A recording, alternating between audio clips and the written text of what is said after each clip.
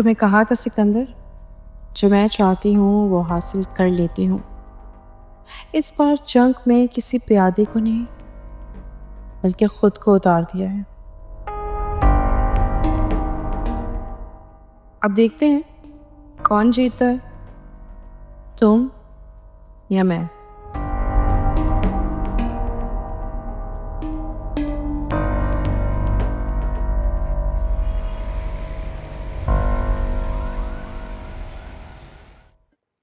बहुत गलत हुआ। नेक्स्ट मंथ जितने भी चैरिटी इवेंट्स थे सबके सब मंसूख कर दिए गए। सोचा था इस बार अच्छी कवरेज मिल जाएगी, लेकिन उल्टा नुकसान ही उठाना पड़ा। कोई बात नहीं, बस गलतफहमी थी, दूर हो जाएगी। अब मीडिया को ये बात कौन बताएगा कि ये सिर्फ एक गलतफहमी थी। और अमीन, वैसे भी जो नजर आता है वो लोग वही देखते हैं, और सब लोगों ने देखा है कि सिकंदर को पुलिस अरेस्ट करने के लिए आई थी, और एनजीओ का नाम भी जुड़ा है इससे। मैंने कहा ना, सब ठीक हो जाएगा तो हो जाएगा। तुमने कहा था ना कि गांव देहात में तुम लोगों ने मेडिकल कैंप लगवाने हैं, तो लगवाओ। अच्छे से अच्छे डॉक्टर को बुलवाओ, फ्री मेडिसिन दो। ये सब चीजें जब मीडिया में आएंगी, लोग देखेंगे, तो सबका पॉइंट ऑफ व्यू चेंज हो जाएगा। हाँ, ये बेहतर रहेगा। जो नुकसान हुआ है वो पूरा हो जाएगा।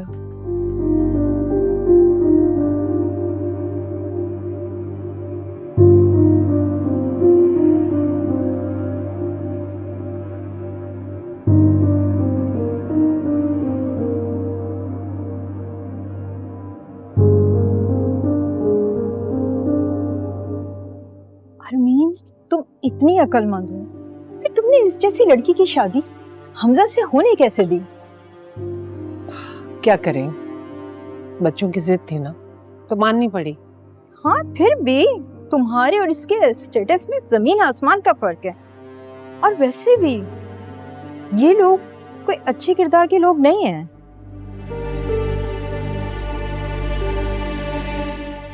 क्या मतलब?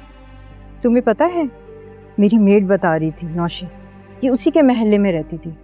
उसने कहा है कि तुम्हारी बहू की जो बहन है ना, उसकी शादी टूट गई थी, वो भी ऐन मेहंदी वाली रात।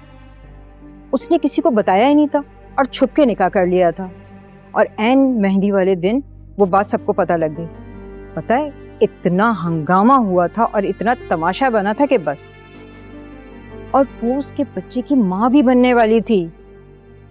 पता नहीं कि निकाह किया भी था कि नहीं।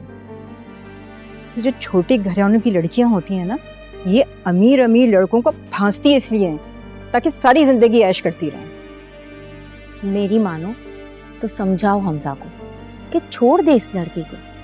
एक से एक लड़की मौजूद है अपने सर्कल में। अरे, वो माया भी तो है, आफरीन की बेटी, कितनी पढ़ी लिखी है। वो लाखों में एक है, उससे कर लो। इससे तो लाख दर्जे अच्छी है।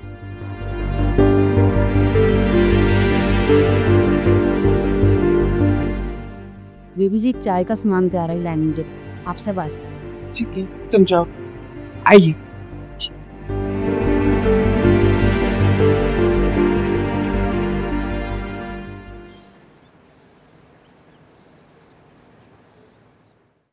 आइए अंकल।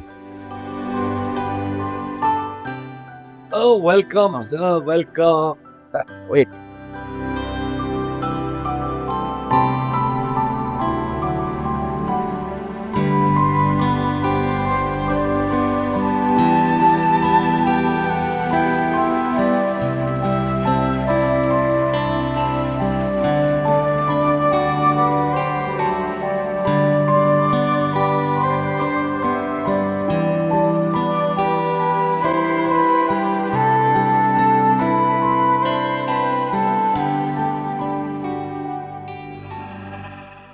खुद से वादा किया था मैंने, जिस जगह से मुझे जलील करके निकाला जा रहा है उसी जगह पे बहुत ठाट के साथ आऊंगी।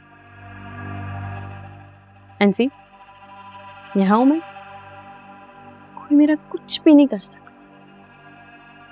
वैसे क्या सोच रहे हो कि इस दफा मुझे कैसे धक्के देकर निकालोगे? क्या पता, नहीं, मुझे ऐसा लगता है कि तुम ये सोच रहे हो कि मेरे पर कैसे काटने हैं, है ना?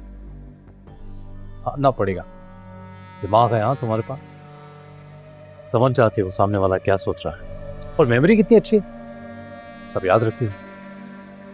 याद रखना पड़ता है।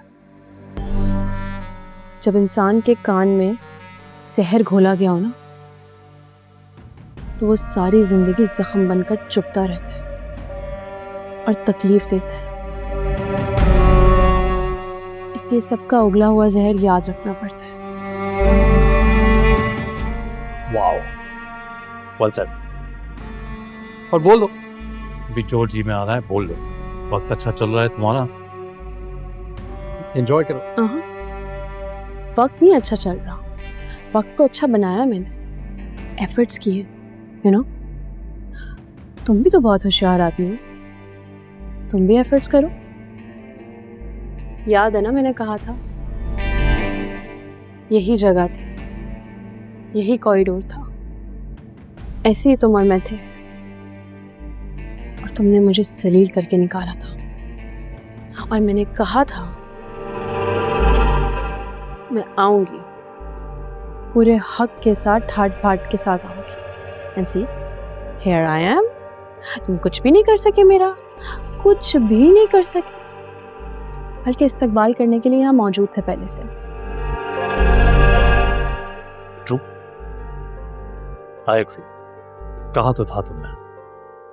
Well done, congratulations. दिमाग है यार तुम्हारे पास, यहाँ तक आने के लिए इतनी लंबी प्लानिंग की।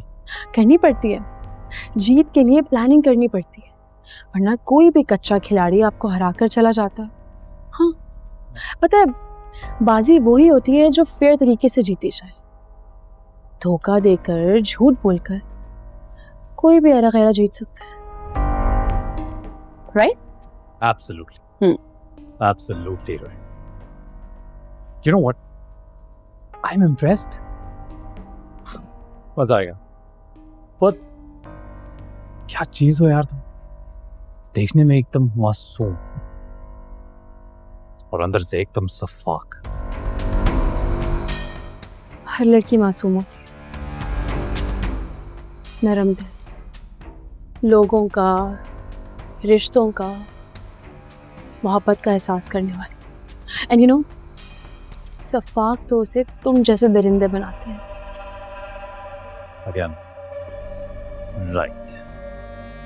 चलो ठीक है, Congratulations. I'm not a sore loser, so ये बाजी तुम जीत गए। अब देखते हैं अगली बाजी कौन जीतता है।